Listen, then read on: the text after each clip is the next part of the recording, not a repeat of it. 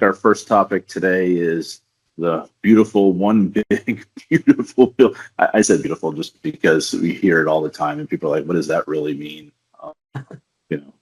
So let's dive into that. The 179 benefits and everything else, and what that means to businesses.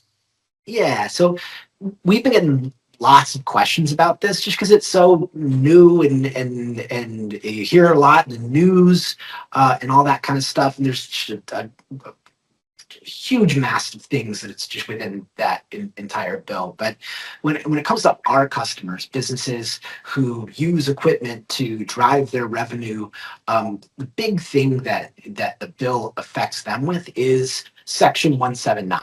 Now, Section 179's been around for a while. It is not a new thing. But what the bill does is it adjusts some of the limits, right? Previously, you were limited to deducting up to $1 million in equipment. The bill changed that to $2.5 million. And that takes effect for this tax year. It's not next year's tax year. That's immediate, and that can happen from purchases throughout the rest of this entire year.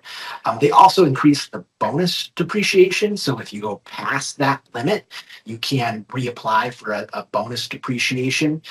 Previously, you could only depreciate up to 40% of anything past that limit. Now that's actually been increased to 100% of anything you spend past that $2.5 million limit. But for our businesses, most of the ones that we work with, they're not going to be too concerned with that limit. Some of them might hit that actual spending limit, but now that it's been raised, most of the businesses we work with will be within that limit. And I think the most important part about it is if you don't know what Section 179 is, if you never heard of it before, I highly encourage you to talk to your accountant about it. This is a really powerful tool that the government has provided so that you can reduce your tax bill anytime you buy large commercial equipment, right? So essentially what it does is rather than depreciating a piece of equipment on your taxes over several years, you get to deduct the full amount of that equipment cost in the year that you purchase it, as long as you use that equipment to generate some revenue. Now, that could affect businesses very differently because it's all dependent on your tax bracket, your tax rate you're taxed on. The way I like to encourage customers to think about it is Section 179 is a way to essentially reduce the cost of your equipment because you're reducing that tax bill that you'll be facing next year for this year's taxes. Would this kind of push someone to decide to purchase more equipment? Absolutely. So we try to do a couple different things.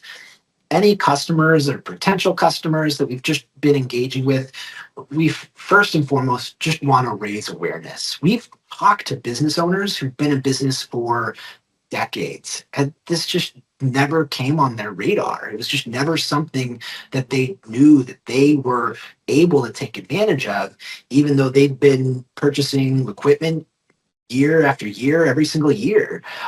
So it's just something we just want people to know that's possible. Does it make sense for every business every single tax year? Maybe, maybe not, right? But it's something that they should know about and be talking to their accountant about.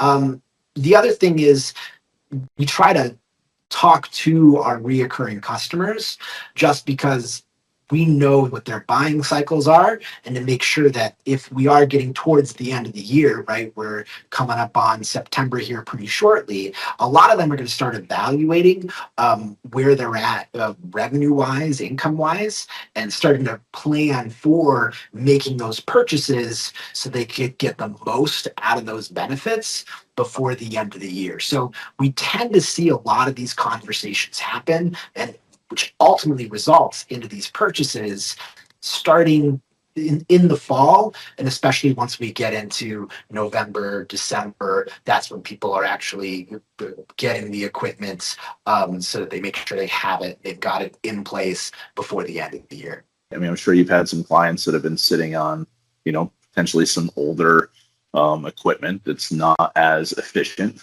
or quite frankly effective for what your customers need it for, right? It's business essential equipment, but this hopefully helps them from a business perspective, and even out of that, maybe they can double their revenue by going out and getting more based on this. Yeah, I think you make a good point, right? This could be the reason to actually make that purchase rather than just wait for it, right? Especially if you don't necessarily have uh, the need to get more equipment. Maybe it's a good time to think about, like, well, what about the equipment I have? Does it make more sense, especially with the tax benefits, to maybe replace that now rather than wait for it to just totally die out and lose all its value, and then I have to replace it because I have, I have no choice but to replace it, right? Being a little bit more proactive, taking advantage of these tax benefits might make more sense. Yeah. Yeah, I mean, you don't want to sit there and every time you turn the key, be like, "Come on, baby, one more ride, let's go." One last thing I wanted to point out with the Section 179 before we move on to our next topic is this is also good for used equipment. It's not just limited to new equipment. I think sometimes people think with these kind of tax incentives that they have to be buying brand new and spending lots and lots of money in order to take advantage of it. But no, it's any new or used equipment, even equipment that's being sold by a private party. All of that can qualify for this tax benefit. Again, I can't say it enough. Talk to your accountant about it, and try to see if this makes sense for you and your business. Perfect.